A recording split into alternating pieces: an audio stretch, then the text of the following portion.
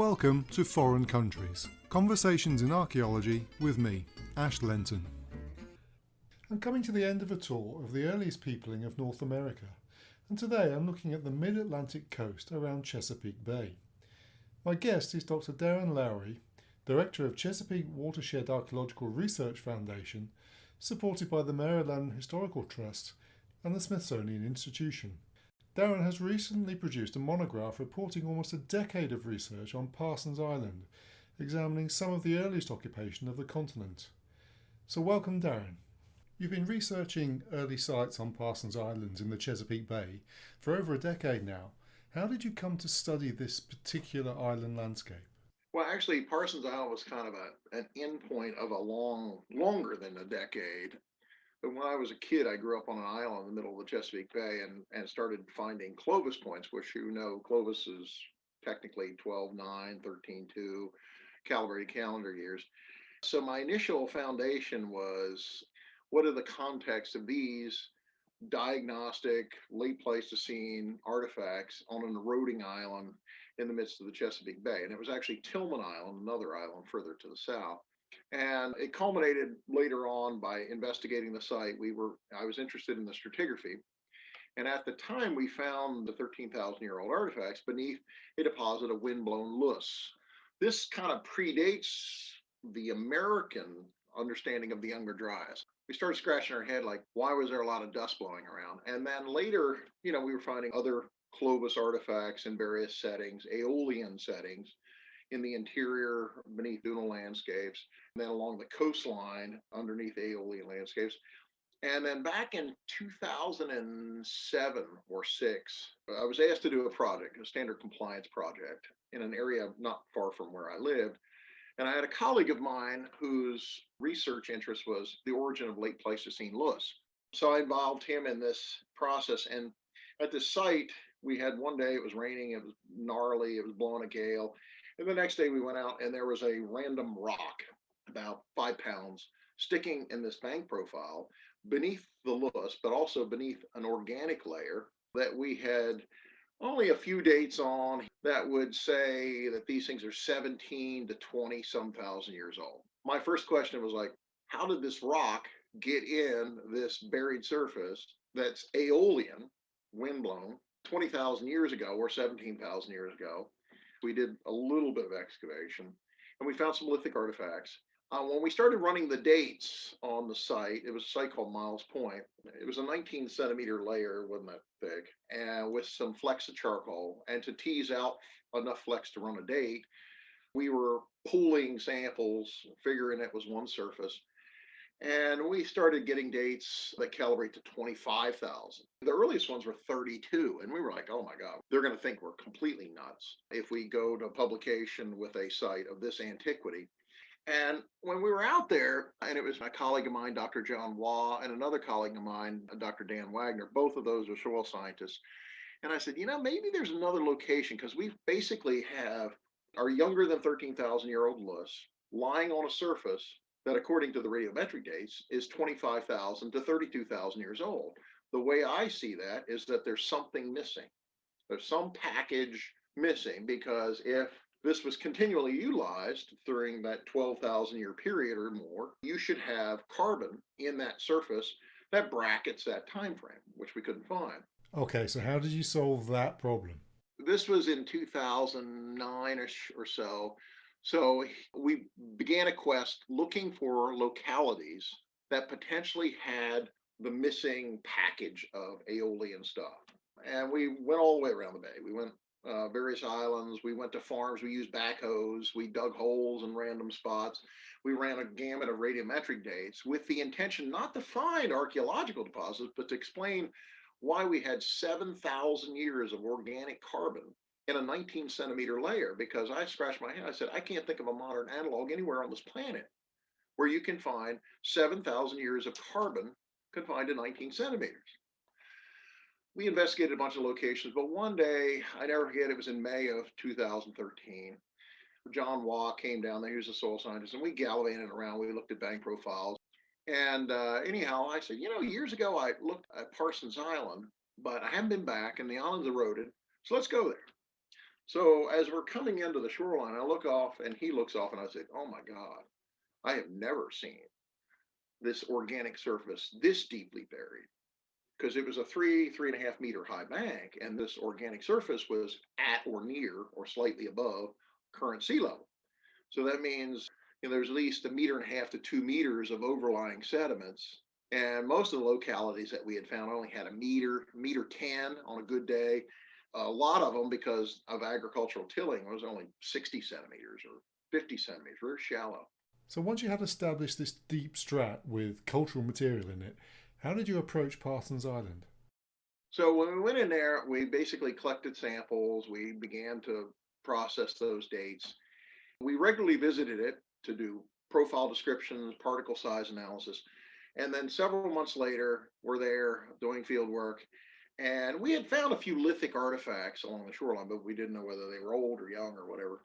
And lo and behold, in that darker organic layer on the northern end of Parsons Island, we found an artifact, a flaked on lithic, bifacially flaked artifact in situ in the bank, sticking out.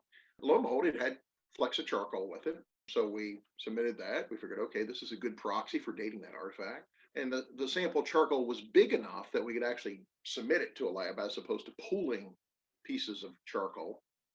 And when we calibrated, it was a date of around 20,500 when it calibrated. So it was much younger. So that got us all excited, and we continue to revisit it over a 7-year period. And one of my background interests is coastal erosion, how sites are torn up by wave processes. And I wanted to monitor it over a long period of time, plot everything out of context and those things that were in context to better understand what wave energy does when it disarticulates an archaeological deposit. And in this process, we found artifacts along the shoreline that had eroded out of context, but we mapped them. And we also found artifacts, several still in situ, and we ran dates on a few that had large enough flecks of charcoal. Ultimately, at Parsons, way on the southern end, there was a series of buried surfaces that were stacked, which we had never seen before. And when we went there, I guess it was 2013, 2014, I said, let's tease out flecks of charcoal from each one of these layers. The youngest one was a little over 20,000. Then you had 29, and then we had 36,000 as you're going down the column. And the lowest buried surface was like 42. How are these dates so early? And a light bulb went on in my head. I said, you know what we were doing at Miles Point? We were dating environmental charcoal. These are random fires that occurred in the past. And it was charcoal that had accumulated in a Pleistocene landscape that was much colder than it is today. Therefore, carbon wasn't breaking down. And arbitrarily, at the site of Miles Point, because the samples of charcoal weren't big enough, we were taking a fleck of 20,000-year-old charcoal and mixing it with maybe some 42,000-year-old charcoal. And when we were submitting it to the lab, because we needed a sample large enough to run a date, we were getting a date maybe a 32 or 28 or something like that, some sort of averaging. Right. So how did you get around that? We said, okay, let's submit samples of this deposit at the archaeological site in the area to the south and see if we can reconstruct the environment over this period of time. On the 42,000-year-old surface, it was a mixture of deciduous and coniferous plants. There were both C4 and C3 grasses, but mainly C4 grasses. And then you went to the younger layer, get a little bit more coniferous element, about 50-50 C3, C4. And then when you went to the 29,000-year-old surface, you get a lot more carnivorous elements and a lot more C3 grasses. And then finally, when we went to the archaeological deposit, where you have dates around 20 to 23,000, it's dominant C3 grasses with a few coniferous elements. So you can see what's happening in the region as the Laurentide ice sheet is advancing out of Canada. So presumably at 42,000, sea levels were probably 100 feet lower than they are today. The northern hemisphere was cool, but the middle Atlantic was milder. And then as the Laurentide continued to advance and you're going into the early phases of the last glacial maximum, you can see what's happening to the region with respect to the vegetation. Once it reaches its maximum around 24,000 or thereabouts or slightly younger, the region is a cold grassland, arid with some coniferous elements. So we had for the first time a complete sequence of the upland vegetation shift over a period between marine oxygen isotope stage 3 going into stage 2. So that got me interested because that's an environmental reconstruction, and it helped us explain Miles Point, the earlier site. But over this period of time, I monitored the shoreline, I monitored the erosion rates, I monitored how the wave energy was disarticulating the landscape. And in the middle Atlantic, I mean, you think that there's an infinite amount of funds to investigate these sites. The middle Atlantic is pretty much dominated by, I call them the trifecta of archaeological interests. They involved African American sites. They also include 17th century sites. You know, you go to Virginia, there's oodles and oodles and oodles of stuff on 17th century sites. And then arguably you could say contact period, you know, when the Europeans get there and their interaction with Native Americans. There's very little interest whatsoever in anything older than 1400 Cal AD. And in 2017, there were folks in the Paleo-Indian Paleoecology program at the Smithsonian who were interested in Parsons Island. They came out and they did some field work there. They found another lithic artifact in situ. They ran a radiometric date on the associated charcoal, and they got a date of around 22,000 calibrated. So to me, and I wasn't there, that's independent evaluation, what we had found earlier. And then leading up to the COVID year, I said, you know, we have 7 years of research. All this background research, we did blood residue, not that I put much faith in blood residue analysis, but we did it. You know, to me, it's worth pursuing every avenue. If you're open-minded, whatever data you get is something. We did all the plant macros, plant micros. We did OSL dating on the overlying sediments because we were like, okay, maybe the artifacts post-date the 20,000 year stuff. So the OSL dates would help bracket that. And we had Chris Moore in South Carolina collected specimen or samples. Dr. Jim Feathers at University of Washington ran the OSL dates. So is the dating more consistent now? The OSL dates would imply that the 20,000-year-old stuff is indeed 20,000 years old. However, I tend to be a pessimist and try to, you know, rather than put all my eggs in one basket. When I looked at his OSL dates, I said, okay, what's the youngest sequence? We know this overlying loess is younger dryas age. We know that. We've got oodles of dates and oodles of archaeological sites that profess that. And we know that that boundary is about 1.5 meters above the surface that has these artifacts. We looked at the OSL dates through the column. The youngest OSL date is just immediately below that boundary. And it came out like 17,100 or 200, plus or minus like 2,000 years. I said, okay, it's plus or minus. So let's say minus 2,000 years.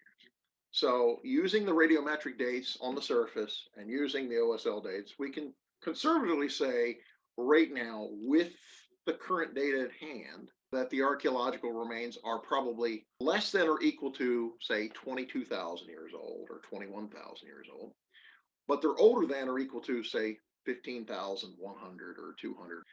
Because all we're dating is environmental charcoal. There's no HARs, there's no mammoth bone huts. But from the broadest conservative perspective, somebody seems to be at Parsons Island during that time period. Now, most recently, this summer, the June, I think independent evaluation is very important. You know, there are so many people that work on sites their entire lives and are very protective of letting anybody else evaluate what you found. I tend to be the opposite. If I found it, you should be able to duplicate that, independent. And we did that one time years ago. I never forget this. Tory Rick, I don't know whether you know Tory Rick, he works on the Channel Islands. We were working on a site much younger. It was a Native American shell midden. We had found shell-tempered ceramics in this shell midden that were essentially 1,000 years older than the current chronological record for the Chesapeake would imply. Again, pushing the envelope of acceptable cultural chronologies. And the state archaeologist of Virginia at the time thought we were a bunch of kooks. We had pushed the envelope too far. He said he wanted to independently evaluate. I said, great. And sure enough, he went down there, took a crew of folks, they excavated, they ran a bunch of radiometric dates, and they got the same dates. That's good science in my mind. So with respect to this year's work, the folks from Texas A&M Center for the Study of the First Americans, first of all, they had an interest in helping out. Second of all, they had the resources to do that. I told Mike Waters, go at it. We went out there and they found a few lithic artifacts in situ in the right layers. They collected, I don't know, 18 samples of charcoal, and I think they collected 24 samples for OSL dating. So we don't have the results, but whatever it'll be, it'll help temper the argument. Okay, let's get on to the cultural material. What have you found at these levels? Yeah, I mean, 18 QU 1047 is the site, the one that actually has cultural material. However, I'll couch that cautiously here in a minute, because when we were out there, but in 2013, the surface that we found the artifacts in was about 2.2 meters beneath the ground surface. Today, that surface, the shoreline's retreated about 40 to 42 feet since then. Today, that surface is about 1.73 or 1.75 meters beneath the ground surface. You plot that, that's about a 5% slope over that distance. Most people think buried archaeological sites are like Pompeii, but the only place that Pompeii occurs is Pompeii in reality. Once you deposit artifacts upon the landscape, nature does what nature does, and biologicals do. And given that it's a slope and artifacts are on it, what typically happens to rocks on slopes? They move downhill. And if you noticed in that monograph, some of the artifacts show aeolian abrasion and polish. Some it's confined on one face, some it's on both faces, some they show no aeolian polish. And when we were out there this year, one of the perplexing things was the lack of small debitage. We found some, not a ton, but as we were sitting there, like, well, where are all the flakes? Well, on a slope, where does the light fraction go? It goes downhill. And the current understanding of that site is you had people living there throwing lithic garbage wherever people do.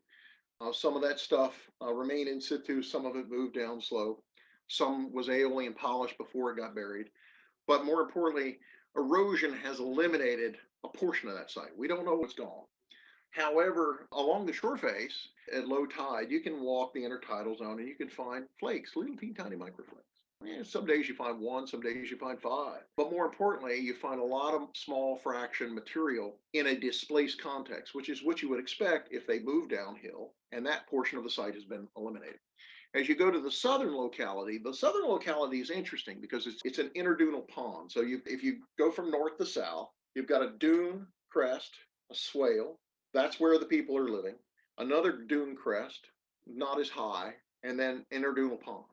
To the south, last October, this was after we finished our initial excavation, lo and behold, in the bank profile, coming out of the same level, though more oxidized, that is, it's sandier particles, so the carbon's not preserved that well, out came a slab of sedimentary rock, angular, subangular, firmly embedded, perched up on top of three rounded rocks.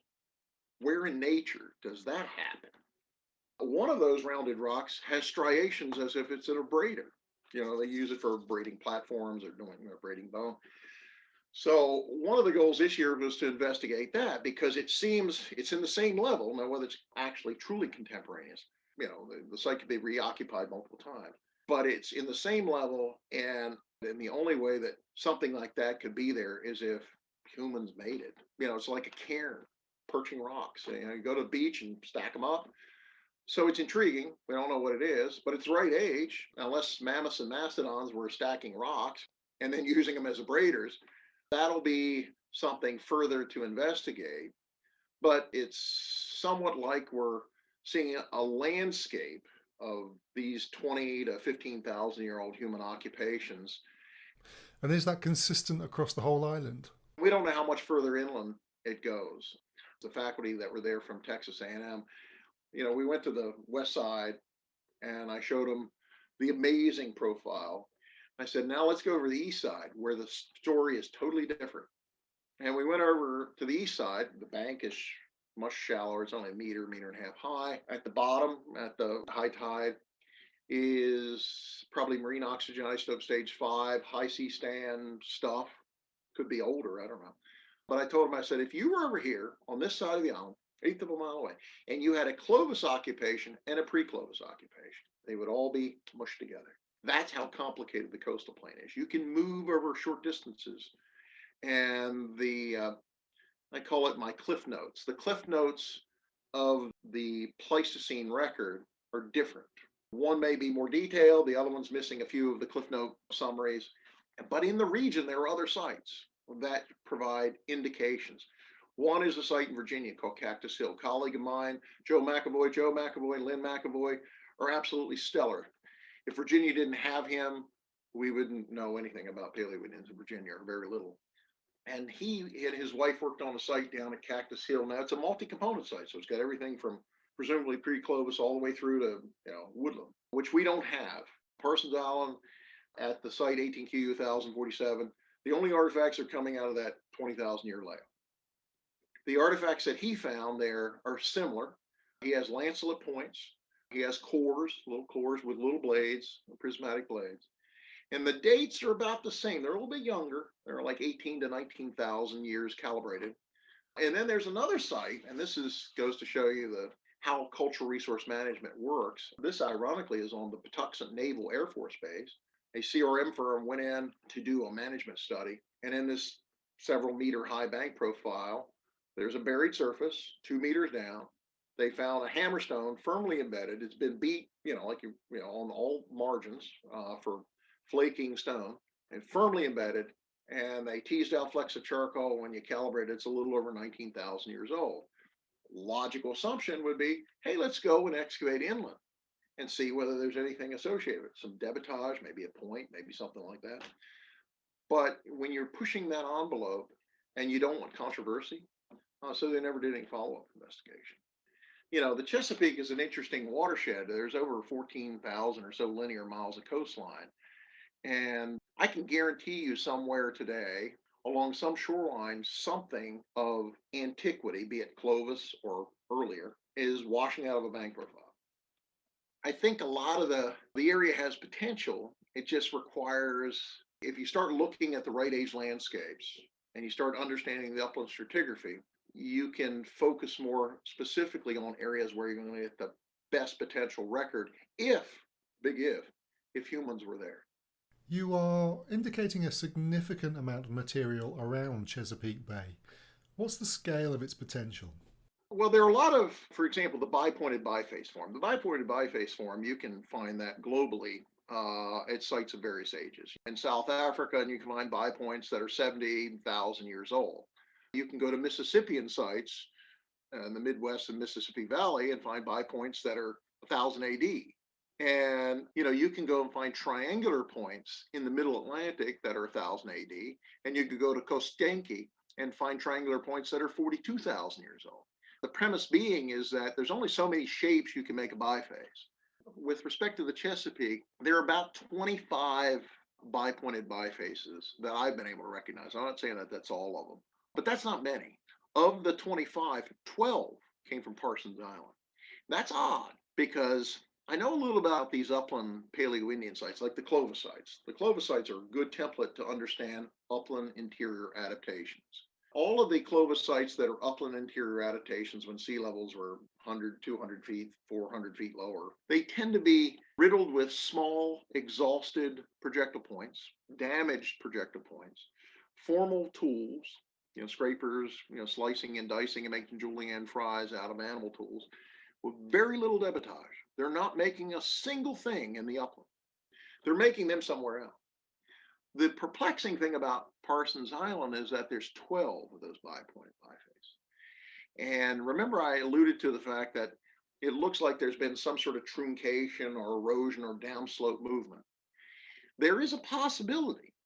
It's hard to prove because you're finding the artifacts in a buried context after potentially secondary displacement. So they got displaced and then they got buried. There is a possibility that these things represent caches because Cactus Hill, the site in Virginia, had absolutely none.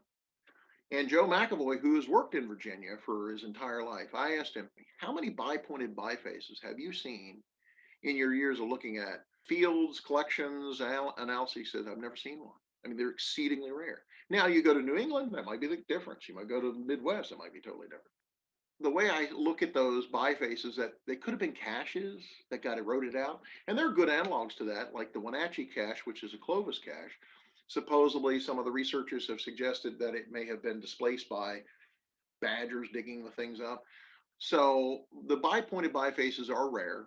Almost half of the known specimens that I've been able to document come from that one site. The other ones come from Jim Bob found it in a plowed field, or somebody's digging a footer to construct a house and they bring up one. So they're exceedingly rare, but the other ones have no context. They're distinct, but they have no context. At Parsons Island, there are these little lancelet points, like the ones from Cactus Hill. And you could arguably say they are the same. They're not fluted, they're lancelets. There's only so many ways you can make a lancelet point. And then the other thing that is really neat about Parsons Island, it is a very blade oriented technology, bigger ones and smaller ones. And, I know that the big debate on technological connectivities to folks outside depends on whether if you're in Siberia, is it a microblade technology? If you're in Europe, it's a macroblade technology. There are blades there, there are blade cores there at Parsons Island. How they link both genetically and culturally to people that are halfway around the globe from Parsons Island, your guess is as good as mine. So a decade on in this research, what are you able to say now that you couldn't say back then? The Middle Atlantic is an interesting area, but when you're pushing the envelope of the antiquity of humans in the Americas, you have to navigate the politics of academia. But what I've been able to learn is that people have said in reading all these articles that, first of all, the genetic data show the separation between the ancient Siberians and Native Americans. And it depends on who you read, but generally you could say on the conservative end, some people have said as young as 15,000. On the oldest end, say 23,000 years ago. Other people have said the ice-free corridor, the connector between Siberia and the New World, was impassable. When I wrote that synopsis, I found one little trivial piece of information that doesn't necessarily relate to humans, but it implies that the ice-free corridor was not impassable during the LGM, the last glacial maximum. Had a site called Natural Trap Cave, which animals have been falling in Natural Trap Cave for a long period of time. Around 26,000, 25,000 years ago, they started to find a clade of wolf that is the Beringian wolf that's more isolated in Siberia and Alaska. The authors that wrote this paper did all the morphological stuff and said, this is clearly the Beringian wolf, it's not the dire wolf.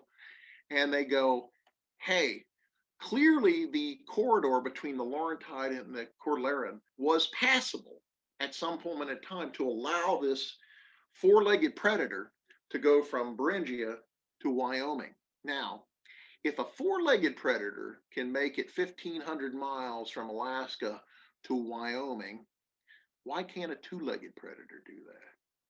So clearly, some of the professorial comments about how it's impassable, it may not have been. So is there evidence in the ground?